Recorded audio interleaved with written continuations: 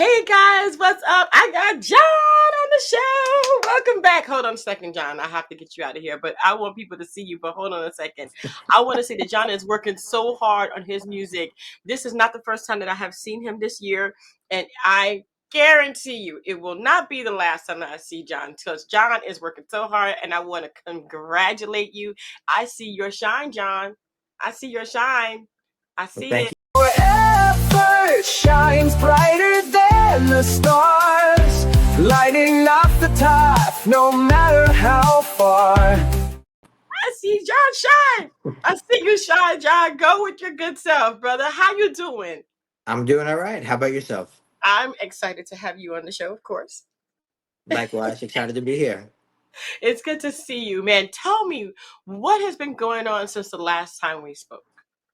Yeah, the last time we spoke, we were actually talking about the first single off this album called "Alone," and the album was coming out, shortly thereafter, and so we launched the album, mid February, and over the past few months, just a lot of opportunities, a lot of conversations, um, some good fanfare between the album and some other things that we're working on. And so it's a true blessing over the past few months. Been very busy, Yeah. but it's been pretty awesome. My gosh, my gosh. So, okay, so now which album is this for you? Or which project should I say is this for you? What So this number? would be my fourth album, Okay. and the previous two albums were. All of my albums are somewhat concept albums. So the previous two albums, Into the Apocalypse Part A and Part B, were contemporary rock albums that told one complete story, pretty much about the end of the world. But if you listen to all the songs individually, you can get one thing out of it. You listen to them collectively, you'll kind of piece together the whole story. Hmm. And so for this album, this was album number four, Voyage on Soulmate Seas, and this is also a story album, cover to cover. Similar thing to where if you listen to most of the songs individually, you could just hear it as the song, Hmm. but what's really cool is if you listen to it cover to cover, like folks would do, back in the old days, you Hmm. can actually start piecing together an entire story where you're following someone's journey throughout, which is, I love to do. That is so cool. I love that. I love when there's a lot of thought put into the entire project from beginning to end. How did you do that? Did the songs come in sequential order or were they kind of out and random and you had to put them in order? How did that happen? They did not come in sequential order. Um, some of them actually came, years back, and some of them uh, came in a bunch, right? So I Hmm. think, like I'll use Alone for example. That's one I wrote many years ago, but I wasn't sure what to do with it. And then when I started to work on it, at the same time that I was writing some new material, and I was like, you know what, this all seems to fit well into a story. Let me put pen to paper and see what how this could work out. And it actually started to fit like a glove to where we could put together one whole story that a lot of folks can identify with Hmm. 12 or so tracks that I think everybody can identify with one way or another. Wow. Wow. That is so cool. So it's not just you that would, there's more people? So I do the writing, right? Hmm. So words and music and are written by me. I sing, I play guitar, but I have Tyler Mays who produced the album. He also plays bass, keyboards, some guitars. Just brilliant prodigy. Mm. Kayla Gott plays drums on it. So the same tandem that I worked with on the previous two albums, and Okay. we have had a couple of guests appear on this album, mainly Julia Olson in who has two main pieces in the songs "Every Second" and "I Am Why." But overall, when you're working with a bunch of people, you want to give them the freedom to be creative as well to bring out the best in your song. So you'll hear me reference "we" a lot because it's truly a team effort when you start bringing people in the mix. Right. Now, we're looking at your album now, and I wanted to find out okay, so you named each one, right? But when you named each one, what was the purpose behind the names? Because you said it is a story, so it goes from Mhm. beginning to end. Tell me about this. Tell me about the stories. What are we looking at? Yeah. So for this album in general, right? You see, it's titled, "Voyage on Soulmate Seas." The idea behind this album is, in a nutshell, it's about somebody going through life trying to find their soulmate, right? Mm-hmm. I think, um, we often think so. If you think that we have a soul, right? We often think that we're bodies with a soul, but we don't necessarily look at it that we're really souls with a body, right? And so, Okay.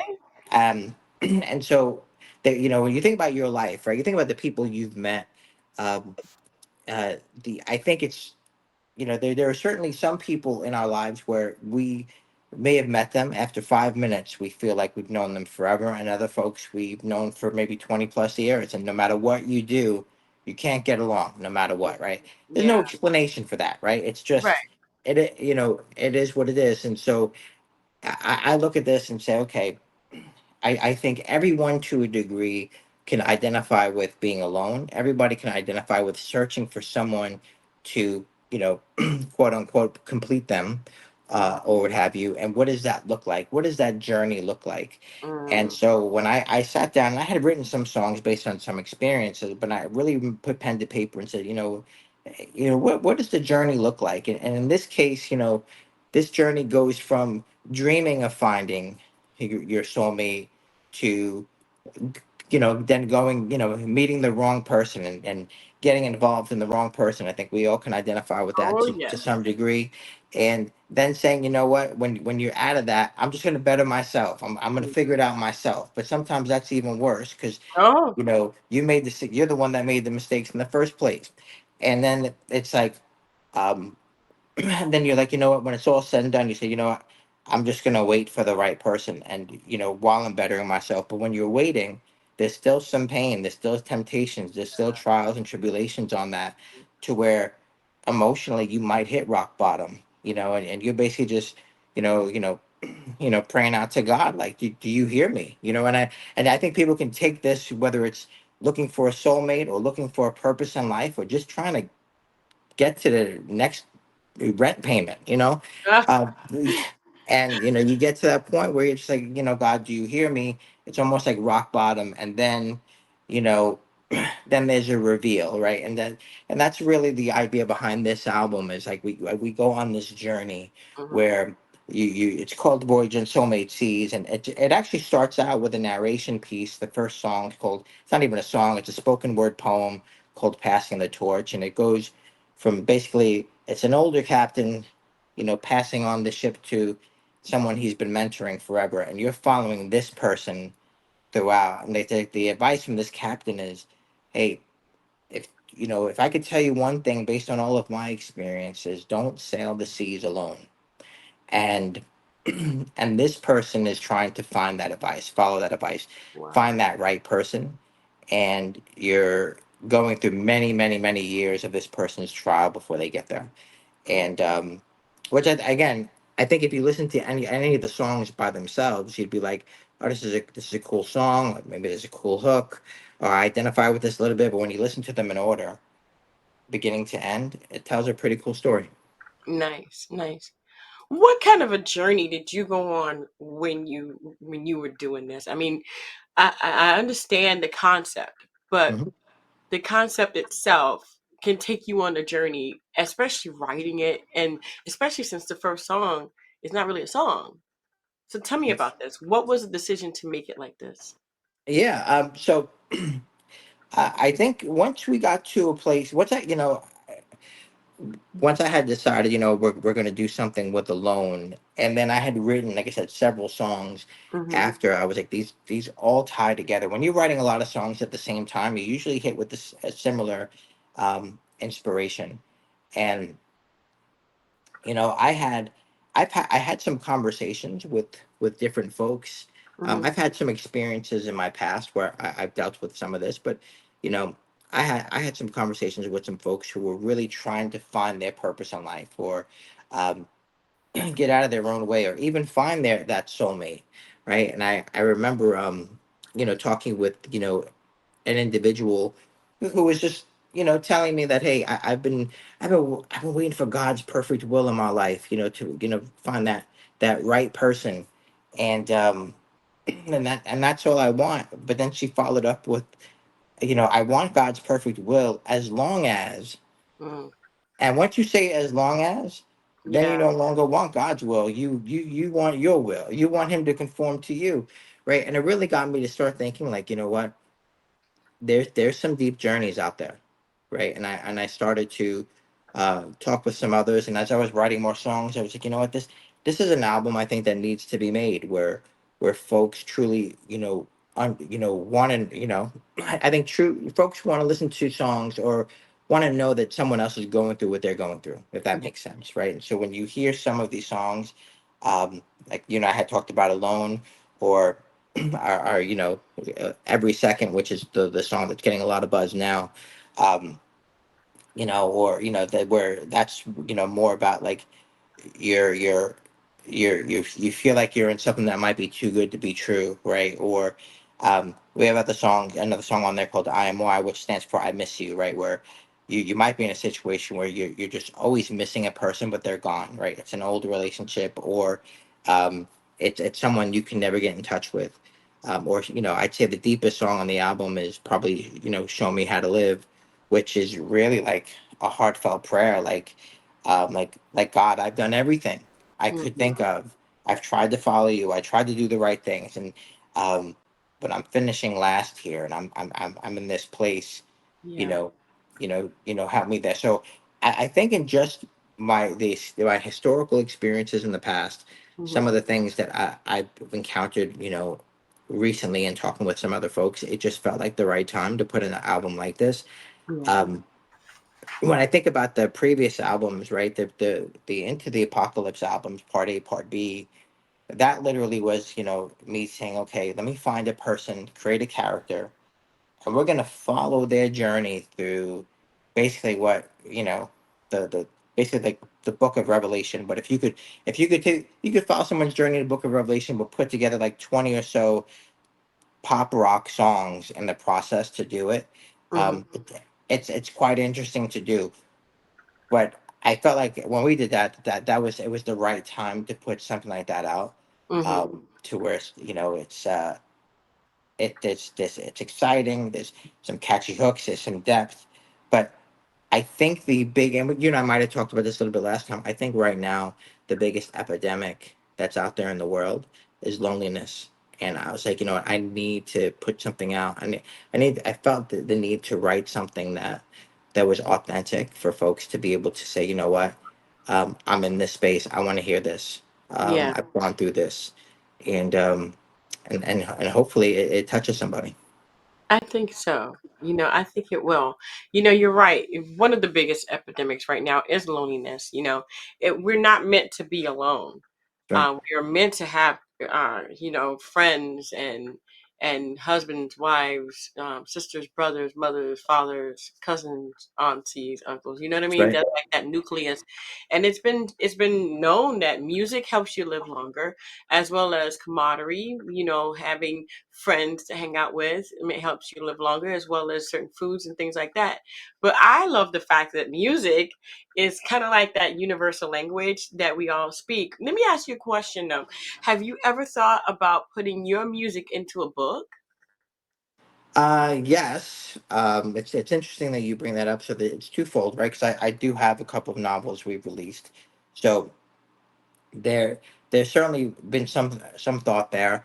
Um, but I would say, like, the Into the Apocalypse albums, one of the things that's on my radar is I'd love to put those into become a graphic novel, because we do have a story that's totally mapped out, and Hmm. maybe something similar here with Voyage on Soulmate Seas. I think so. Um, and so, like, I love that idea. I do too. I do too. I think it would be really, really cool to have it, kind of narrated, and then, by the book, by the music. You know what I mean? Mhm. Like, you know, both of them kind of come hand in hand. This is beautiful, though. I love the way that you've patterned this. You've done this like continually. Always had a storyline. What would be the next storyline if you had to guess? In sequence, like your first one, your second one, your third one, what would be the sequence by which you're going, or do you have one at all? Um, so we do have one that that I would say is in the mix.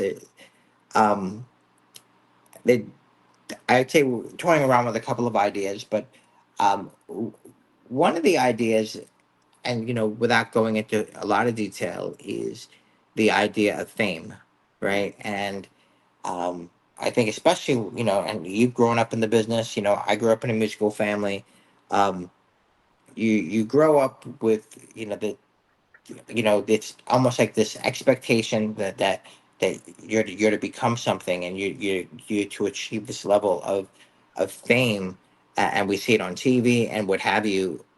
But there's a flip side of that, right? There's almost like a nightmare scenario, or even down to, like, if I take away the current events, what's the old, I forget the artist, but what's this, the old song, "Look what they did to my song," right? That's Yeah. like the old ways where you know you might write something and a producer would come in and just say, "Look, we're going to change this entirely," which may or may not be a good thing, but that's the idea. It's like you go in and you might be someone going in, but you're someone totally different coming out. And Yeah. so that's something that I've been toying with, as far as could that be the next storyline that we put together for an album, if not for this one or the next one coming out, maybe the following. But because I think there's a lot there too, to Yeah. where when I think you and I talked last time, we know when David's writing the Psalms, he's not writing it, to make Clive Davis happy. When David's writing the Psalms, they're just coming from his heart. Now, I'm Yeah. sure many years later, he's got a lot of royalties to collect, from all the folks that have used his Psalms. But I think that's the idea. Is like, hey, when we're writing, it should come from the heart, no matter what, Hmm. right? And fame should be secondary. All that other stuff should be secondary. I know it sounds crazy, but the joy of writing, is, like, you listen to, like, I tell folks, you listen to those old, like, Billy Joel's albums from the 70s there, Hmm. when he's a starving artist, and it's like, man, you can feel that. Yeah. You can feel it, right? And and there's just power there, right? And so I think I wanted, that's something that we're talking about. Like, maybe there's something on there on the road to fame, like, what choices do you make to lose your authenticity, to almost lose your soul to get there, and what's the journey back look like? Yeah, definitely, definitely. Do you think that the music industry is going through a real rough moment at this time? There's Yeah. a lot of things coming out in the open, which I am very happy for. Very happy for it. Let it come out in the open, because we've been saying it and shouting it from the treetops, and nobody's been listening all these years. But it's going through a moment where there's a transition. People who are really true to their craft, giving you genuine music, are coming out on top right now. What do you think about the music industry in, let's say, 5 years? Where do you think we're headed? you know I, I I I've been thinking about this a little bit, and I think, to your point, right, especially in the TikTok world, and you know Instagram and all of that, YouTube, there's never been a time when there's an avenue for the songwriter that doesn't have the connections, or is not selling out or whatever, and they just want to do their thing. I think that part is tremendous, and Mhm. my hope is that we're able to continue to build on that.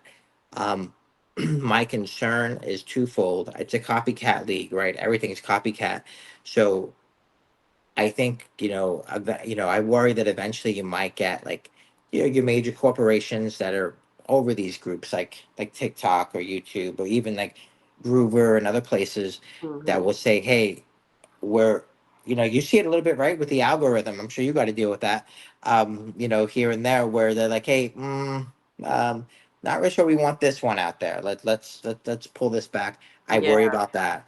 I also worry about AI. I worry that you're going to start to have more and more, musicians that could be marginalized by, like, AI out there. Like, somebody told me recently, they were like, "Hey, I could tell AI, hey, write me a song like Jonathan Salo would write it, and it'll spit right out." Oh yeah. 5 years from now, that's going to be scary.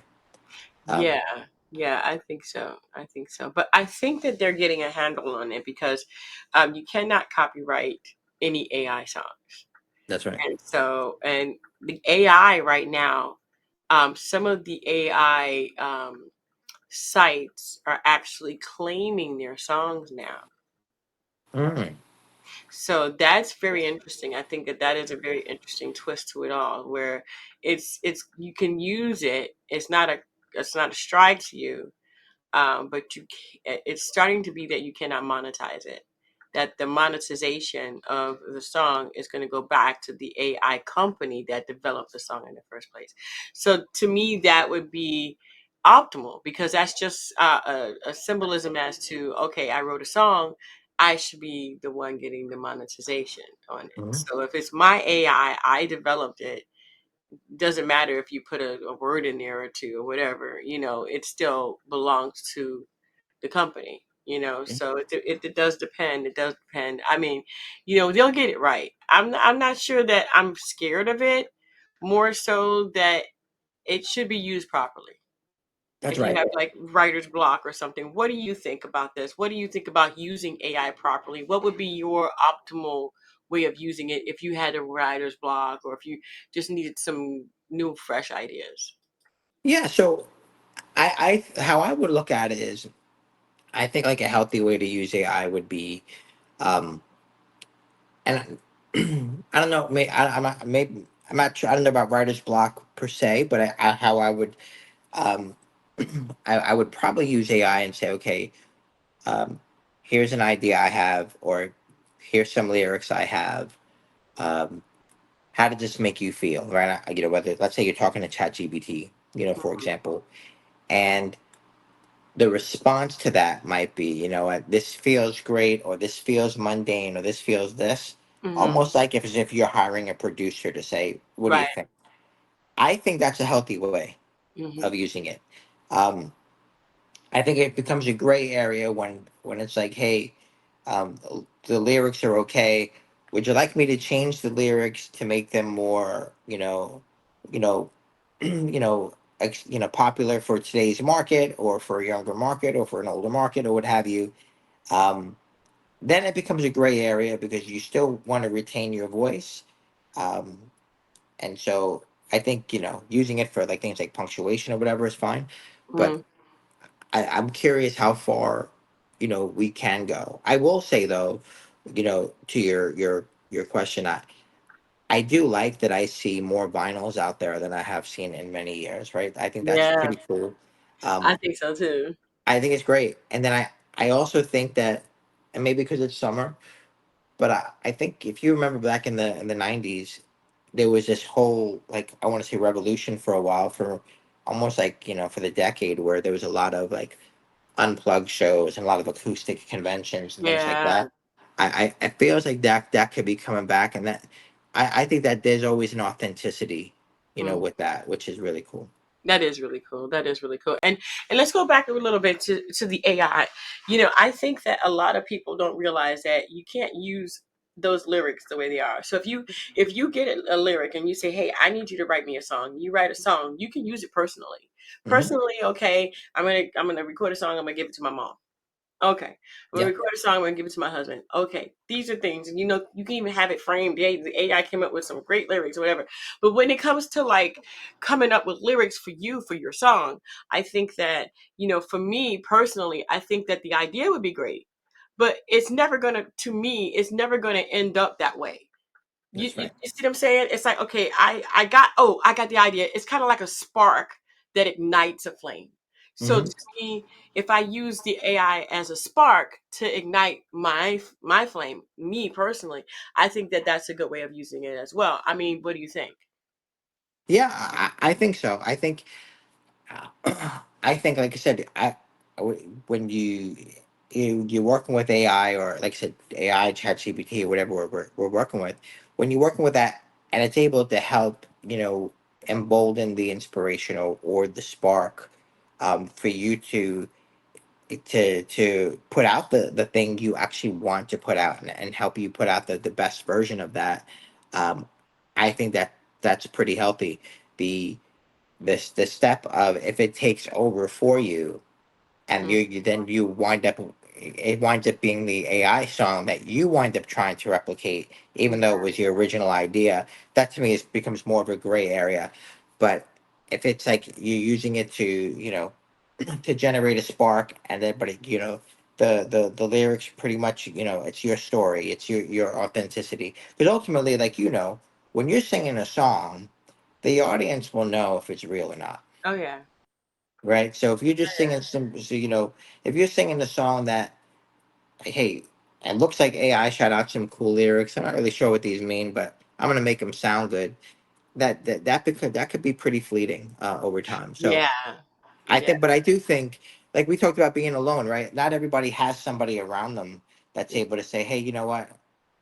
Hey, listen to this song. Like I used to go up to people back in the day and be like with my acoustic, hey, can you listen to this? Give me some feedback. And not everybody has that person in their life. So if I think that could be a healthy way to use AI and be like, hey, listen to this, tell me what you think.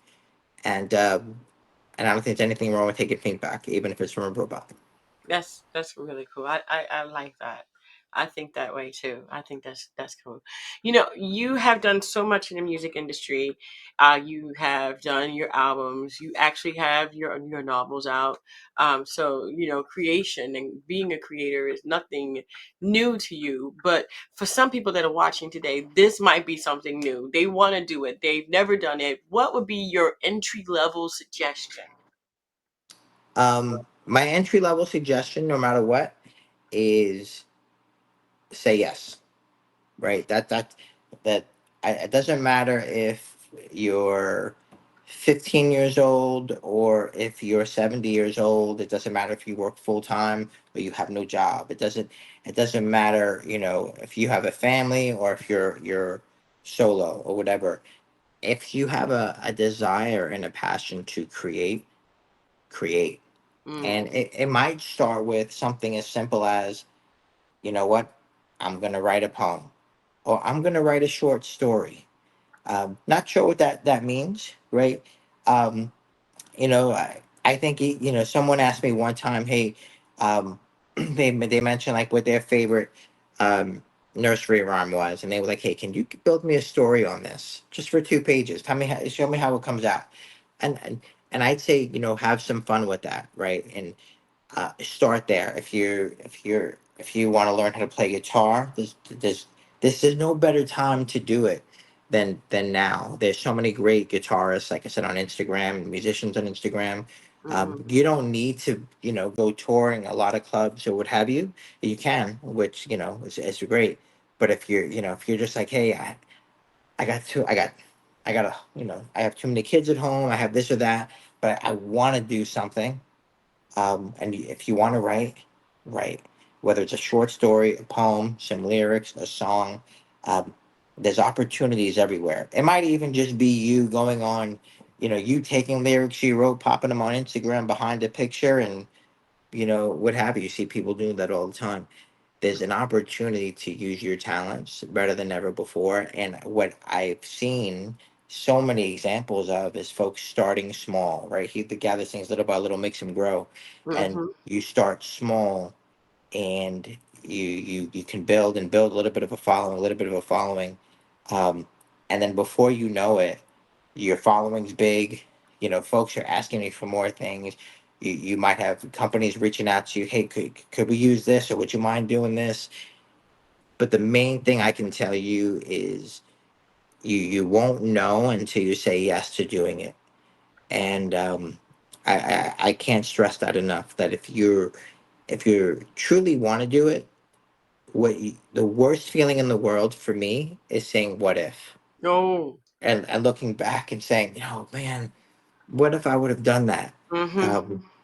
I'd rather say, what, um, man, I tried that and I done messed that up. I'd rather say that than, oh man, what if I did that? Oh man, this guy over there, he did the same thing, and look how big he is, or look how what came of that. Um, Everyone's got a talent. And if there's something that's burning within you, try something. Take a chance. And the other thing I will say is, you know, Even Michael Jackson, or some of the great artists of all time, in the music business, they were laughed at a lot. Yeah.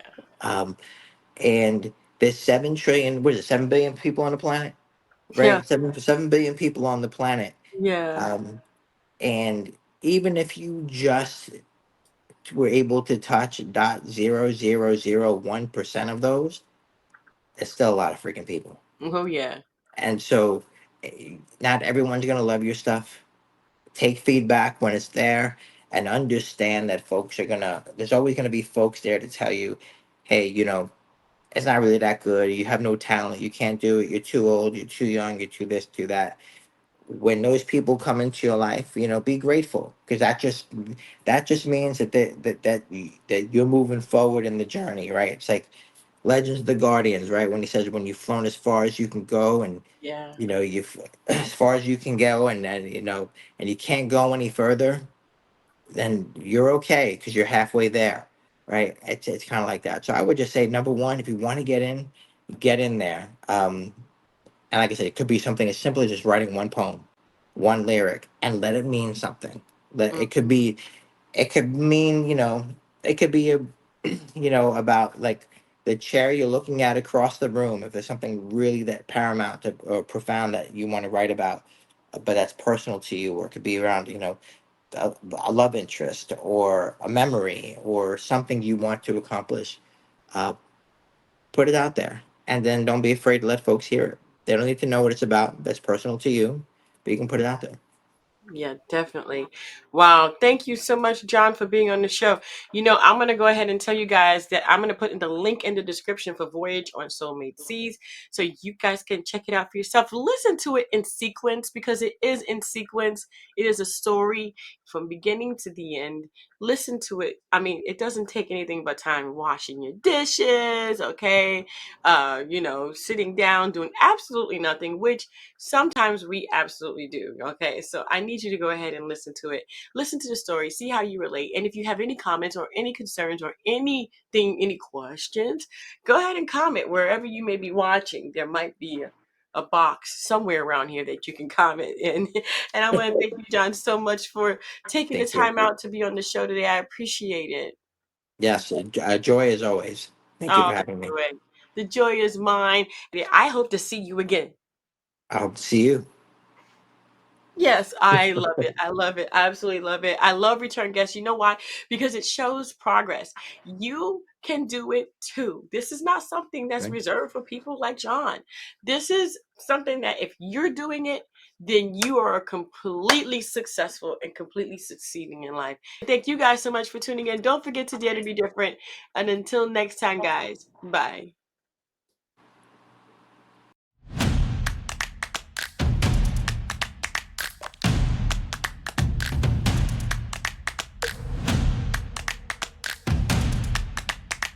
Thank